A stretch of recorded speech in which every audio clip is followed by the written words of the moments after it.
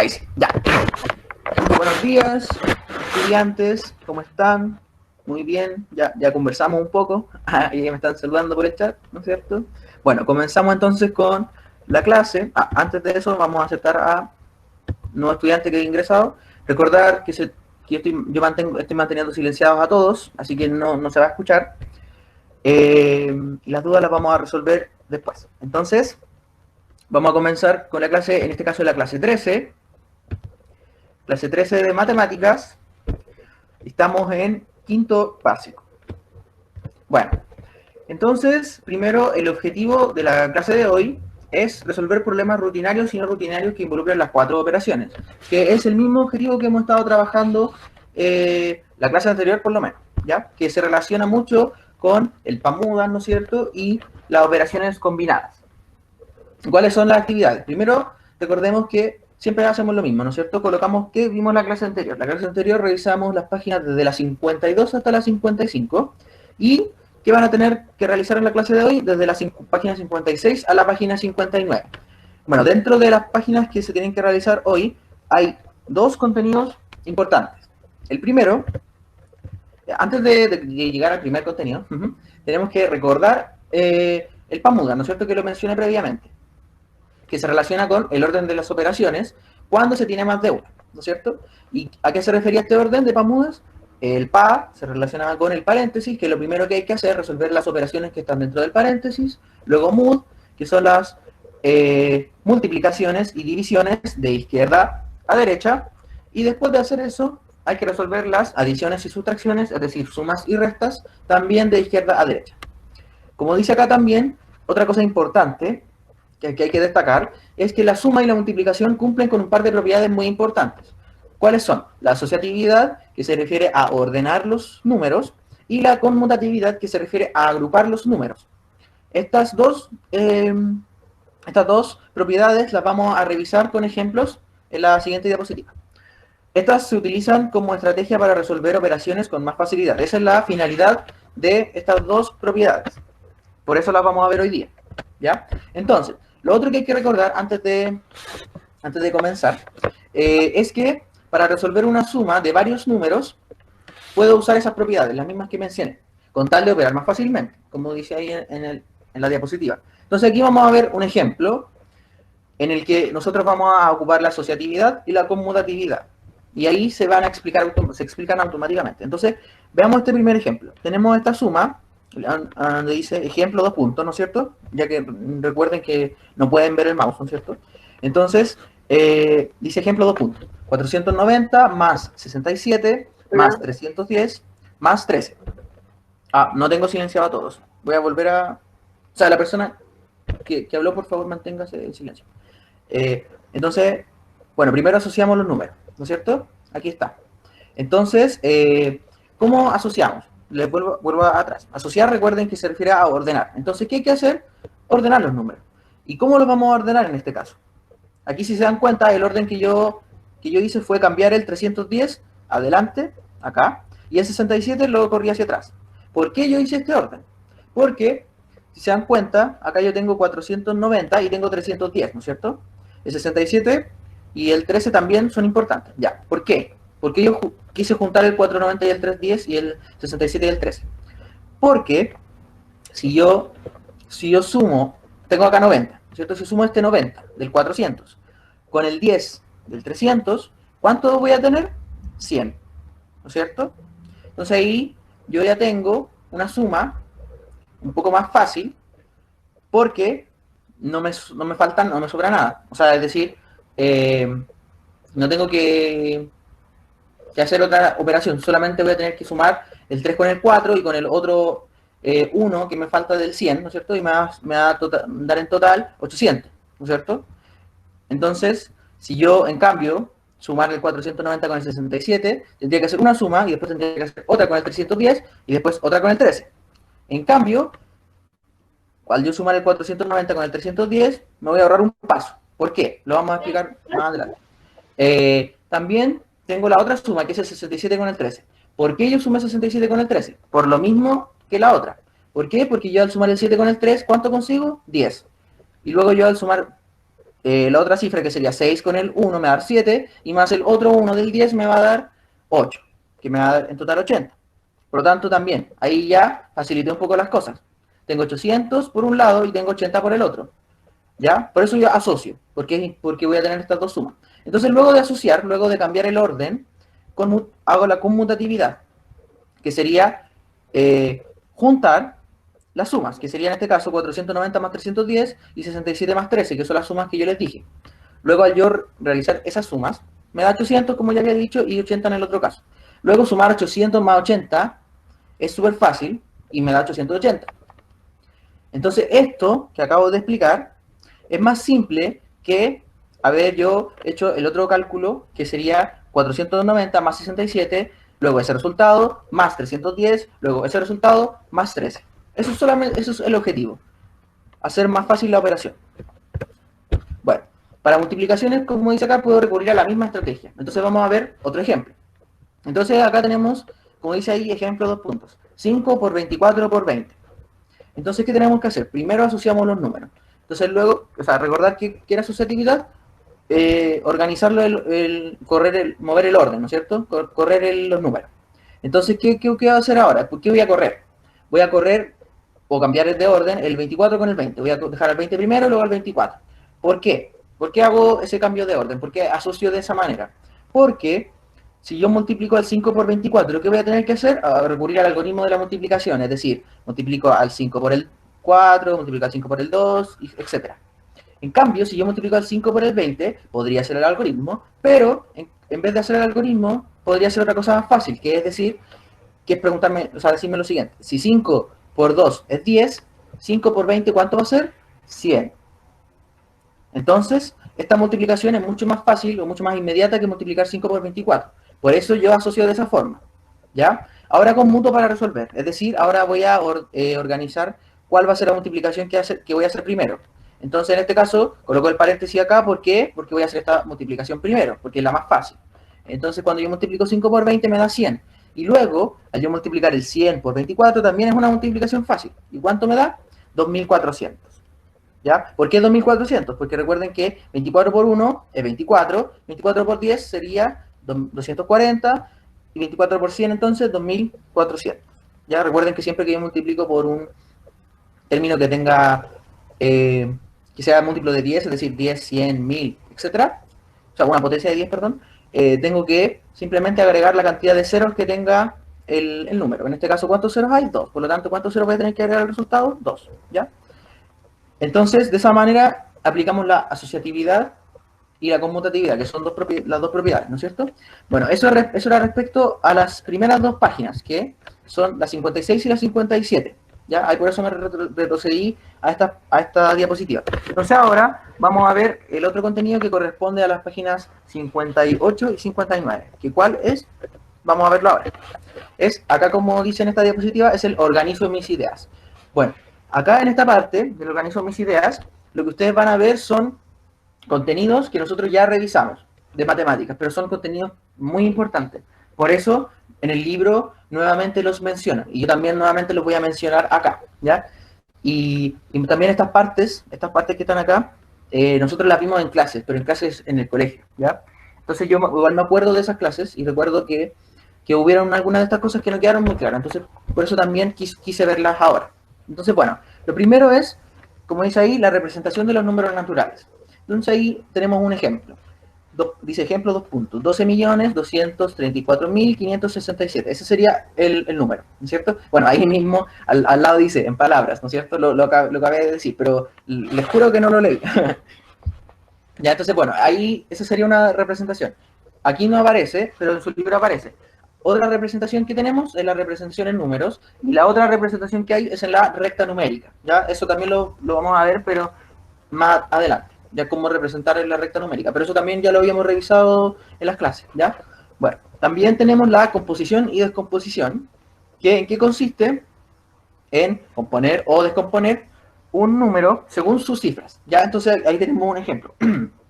Tenemos ese ejemplo que dice 23.046, ¿no es cierto? Ese es el número. Entonces, ¿cuáles son las descomposiciones? En este caso, vamos a hacer solamente descomposición.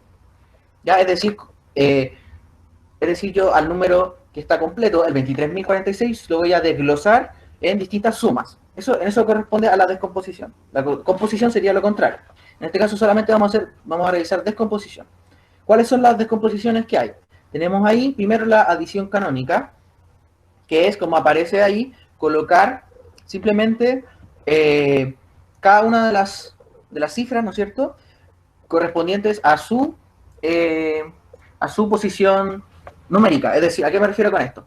A que el 2, recordemos que el primer 2 que aparece ahí corresponde a la decena de 1000, ¿no es cierto? Esa es su posición, ¿no es cierto? Entonces, por eso yo voy a colocar en la adición canónica 20.000, ¿no es cierto? ¿Por qué? Porque ese 2 corresponde a la decena de 1000, 20.000.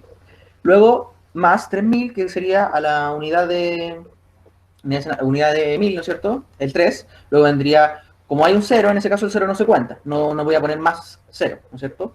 Luego llegaríamos al 40, ¿no es cierto? Y finalmente el 6, que sería la unidad. Luego la notación expandida es muy similar a la canónica, sin embargo, la notación expandida, nosotros además de colocar los números según su posición, también agregamos que tenemos que multiplicar ya una cierta cantidad, en este caso, dependiendo de cada número, para obtener el valor que obtuvimos antes de la adición canónica. Entonces la idea de la notación expandida es siempre tener potencias de 10, es decir, 10, 100, 1000, 1.000.000, etc. Entonces, por ejemplo, acá, en este caso, ¿qué nos quedaría en la notación expandida del 23.046? Nos quedaría primero 2 por 10.000, más 3 por 1000, más 4 por 10 y más 6 por 1. Esa sería la notación expandida. Y finalmente la descomposición según lugar posicional es simplemente anotar el número, la cifra que corresponde a la posición, y al lado yo coloco cuál es el lugar posicional que tiene esa cifra. Por ejemplo, en este caso, el 23.046, yo tendría que colocar en orden cuáles son las cifras y sus posiciones. Es decir, 2dm. ¿Qué significa eso? Que el 2, la cifra 2, está en qué posición? En la decena de 1000. Más 3um. ¿Qué significa eso? Que además voy a tener un 3, una cifra 3 ubicada en la unidad de 1000, más el 4D, que significa que voy a tener 4, en la cifra 4 ubicada en la decena, y más 6U, que voy a tener el número 6 ubicado en la unidad. Entonces ahí ya conforme al número 23.046. Ya, eso sería composición respecto a composición y descomposición. Para componer sería lo contrario. A mí me darían una descomposición y yo tendría que componer el número. ¿Ya? Luego, ¿qué otra idea tenemos? La estimación. Como dice ahí, puedo estimar el resultado aproximado de una operación con tal de tener un resultado cercano. Entonces ahí tenemos un ejemplo. 48 por 21. ¿Cuál es la, como dice ahí, bueno, no dice ahí, cuál es el objetivo, la finalidad de estimar? Es encontrar un resultado muy similar al resultado real. ¿Ya? Entonces en este caso, en ese ejemplo que ustedes ven ahí abajo, la multiplicación es 48 por 21. Entonces si yo llego y multiplico 48 por 21, ¿qué voy a tener que hacer? Aplicar el algoritmo de la multiplicación. En cambio, si yo multiplico la estimación, me va a dar un resultado mucho más simple. Entonces, ¿qué estimación voy a hacer? En ese caso, bueno, primero al lado del 48 por 21, ustedes ven que aparecen dos rayitas, ¿no es cierto? Como unas olitas. Eso significa que el número, lo que viene a continuación, es algo similar a lo anterior, pero no es igual. Por eso no es el símbolo de igual, ¿ya? Por eso es parecido al igual, pero no es igual. Entonces, ¿cómo yo estimaría? En este caso, ambos números, tanto el 48 como el 21, los voy a estimar en relación a los números cercanos a ellos, ¿ya? Pero en este caso tengo que ver los números cercanos a ellos, pero números que terminen en 0. En este caso, ¿cuáles son los cercanos al 48? Tenemos el 50 y el 40. Esos son los dos números más cercanos y que tienen un 0, ¿no es cierto? Entonces nosotros vamos a tener que estimar a cuál de los dos se acerca más. En este caso, el 48 se acerca más al 50. Por lo tanto, la estimación del 48 va a ser 50. Luego, en el caso del 21, lo mismo. ¿A qué número se puede acercar más? ¿Al 20 o al 30? ¿A cuál se acerca más? Al 20. Por lo tanto, la estimación del 21 va a ser 20. Luego, cuando yo resuelva la multiplicación estimada, que es 50 por 20, ¿por qué esa multiplicación va a ser más fácil que la otra? Porque en este caso simplemente yo la única multiplicación que necesito saber en realidad es cuánto es 5 por 2, ¿no es cierto? ¿Y cuánto es 5 por 2? 10. Entonces, voy a tener que aplicar, para eso voy a aplicar la misma regla que les dije antes. 5 por 2 es 10, ¿y cuántos ceros le voy a agregar? Por el 50 y otro por el 20. Por lo tanto, ¿qué número voy a tener? 1000. Y ahí estaría el resultado, 1000. Por eso 50 por 20 es 1000. ¿Ok? Entonces, ese sería el resultado estimado. ¿Ok? ¿Y cuál va a ser el resultado real de la multiplicación? Bueno, como dice ahí, el resultado real de la multiplicación es 1008. Entonces ahí podemos ver que 1008 se acerca mucho a 1000, ¿no es cierto? Solamente se pasa por 8. ¿No es cierto? Por lo tanto, es un resultado estimado, es un resultado cercano. Esa es la finalidad entonces de estimar un valor. Otra idea que tenemos también es aproximar, la aproximación. Bueno, la aproximación consiste en lo mismo que vimos antes, muy similar a la estimación. Sin embargo, en la aproximación nosotros nos enfocamos en un número. En cambio, en la estimación nosotros nos enfocamos en una operación, como es en este caso la multiplicación. En cambio, acá en la aproximación nos enfocamos en un solo número, ¿no es cierto? En este caso, por ejemplo, dice aproxima la posición indicada a la posición indicada el número 34.573.291, ¿no es cierto? Entonces, bueno, ¿cuáles son las distintas aproximaciones que tenemos? Tenemos dos aproximaciones, como dice ahí, tenemos truncamiento y redondeo. Veamos primero el truncamiento. La aproximación por truncamiento es la más simple y consiste en, bueno, como aproximar es colocar un número cercano al valor real, ¿no es cierto?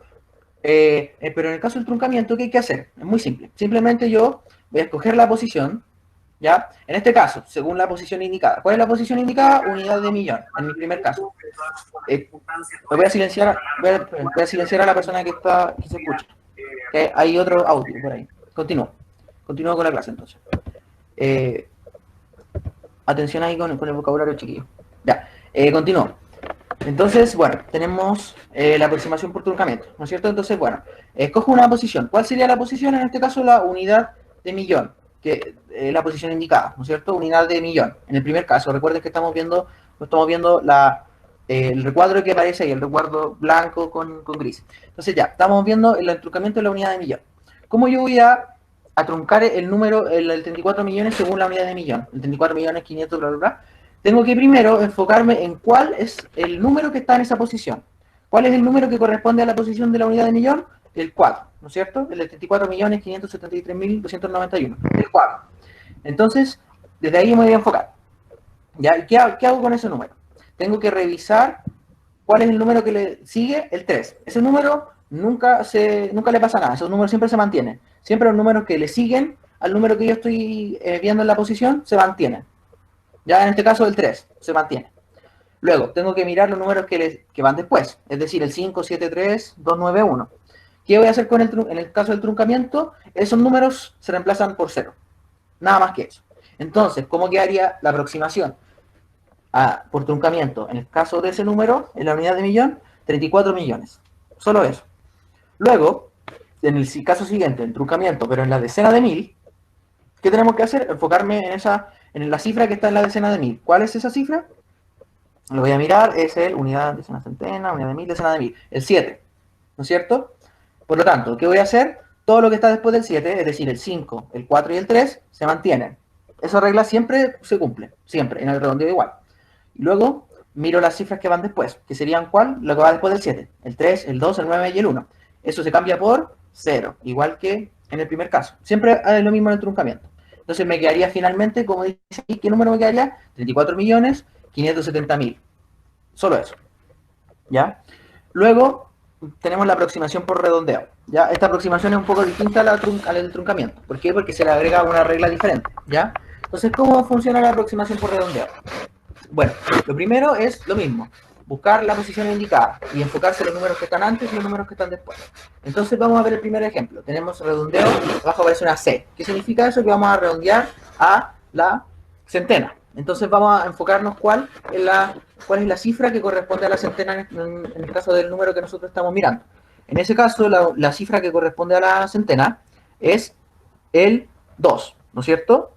Ahora necesito que por favor miren el número original, ¿no es cierto? 34.573.291. Chiquillos, les recuerdo. Alguien, no sé por qué no está silenciado. Chiquillos, pero las preguntas son después del momento de ahora que estoy grabando. Una pregunta.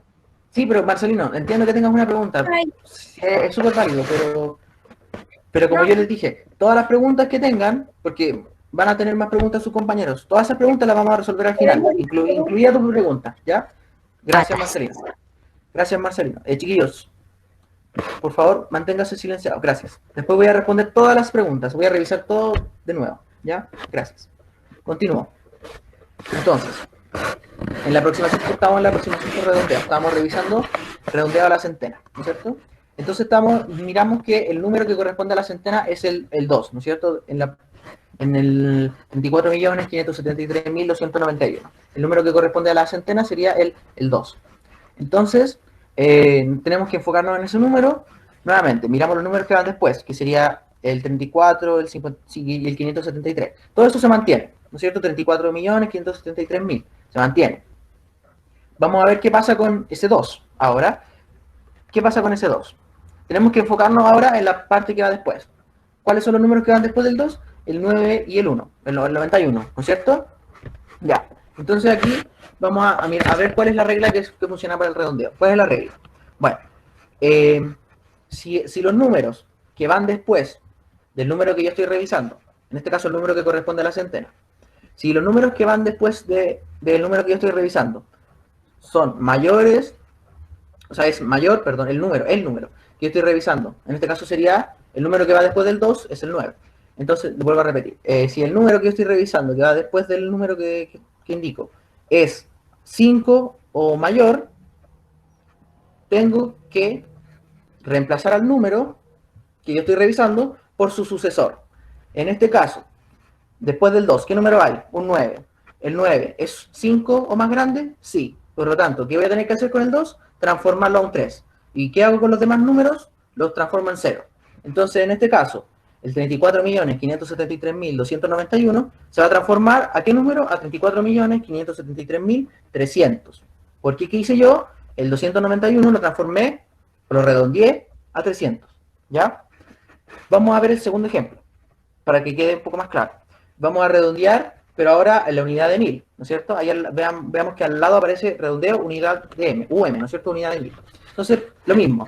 Nos enfocamos en cuál es la cifra que corresponde a la unidad de 1000. En este caso, corresponde al 34.570. Vamos a hacerlo de ahora. Unidades en la centena, unidad de 1000. Es el 3, ¿no es cierto? Entonces, vamos a enfocarnos en ese 3. ¿Qué pasa con los números que van después de ese 3? Se mantienen. El 34 y el 57, ¿no es cierto? Todos esos números se mantienen. Vamos a enfocarnos ahora en los números que van después, que sería el 291, ¿no es cierto? Entonces vamos a mirar, ¿no es cierto? Entonces miremos que tenemos, ¿cuál es el número que sigue específicamente después del 3? ¿Cuál es? El 2, ¿no es cierto? Entonces, acá hay un pequeño error, ya lo voy a corregir inmediatamente, que no es un 2, es un 0. Lo voy a corregir, mientras tanto sigo con la presentación, lo corrijo, ¿ya? Entonces, al momento de yo redondear, ¿no es cierto? Ese número, este número, acá, yo me tengo que enfocar, ¿no es cierto?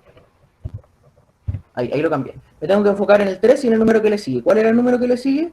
El 2, ¿no es cierto? El que estoy seleccionando ahí. O ahora esto me imagino que lo podrían ver. Estoy seleccionando el 2, ¿no es cierto? Entonces ahora vuelvo a la presentación.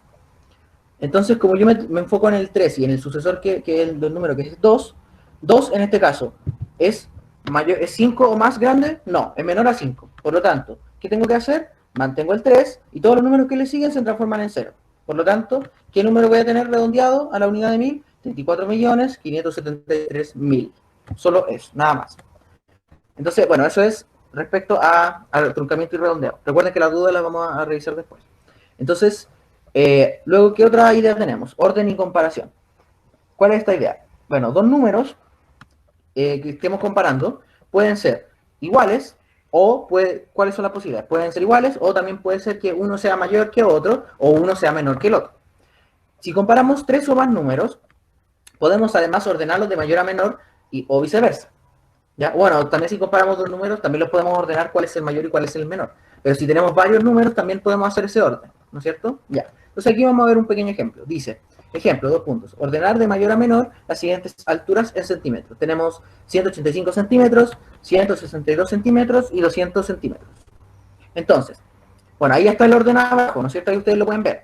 ¿Cómo hicimos este orden? Bueno, lo que primero hay que hacer es, bueno, ustedes ya saben hacerlo, hay más de una estrategia, pero la estrategia que yo recomiendo es primero ir organizando de a dos. Entonces, primero podemos mirar el 185 respecto al 162, los podemos comparar entre sí.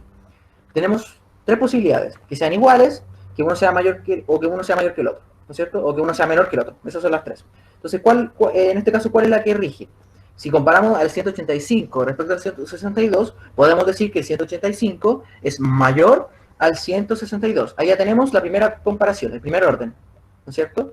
Pero vamos a tener que mirar ahora el tercer número, que es 200. Entonces, eso hace que el orden cambie, ¿no es cierto? Entonces ahora podemos notar que en este caso el 200 es más grande que el 185, es mayor. Por lo tanto, ahí ya tenemos todas las comparaciones listas. Ahí ya podemos decir que, como está ahí escrito, el 200 es mayor que el 185 y a su vez el 185 es mayor que el 162. Y recordemos que ahí aparecen esa nomenclatura o esa forma de escribir lo que nosotros ya la hemos visto en clases, que es una especie de V doblada, ¿no es cierto? Cuando está hacia ese lado, esa posición, como aparece ahí, significa, ese símbolo significa es mayor que, ¿ya? Eso ya ustedes lo saben, pero lo estoy recordando solamente. Bueno, ¿qué otras ideas nos quedan? Estas últimas tres ideas, pero no las voy a explicar porque ya las explicamos antes, que son el algoritmo de la multiplicación y la división, que ya lo explicamos en videos anteriores, así que eso lo pueden ver si quieren. Lo otro es los criterios de divisibilidad, que también los revisamos. Y finalmente la operatoria combinada, que es el uso del PAMOS, que también lo revisamos y en esta clase también lo volvimos a decir, ¿cierto? Bueno, entonces, ahora concluimos la clase respecto al video, ¿sí? Y bueno, para terminar esta parte del video, comentarles que en la clase anterior, ustedes también, no sé si se fijaron, pero estaba una otra figura con el mismo gato. Entonces, bueno, les comento que en las siguientes clases van a ver también ese gato, ¿ya? Bueno, eso era solamente. Ya, entonces, bueno, ahora terminamos la parte grabada. Voy a terminar de grabar. Y ahí podemos revisar todas las dudas. Profe. Sí, pero déjenme terminar de grabar, ¿ya? Ahora detenemos la grabación ahora, a partir de ahora.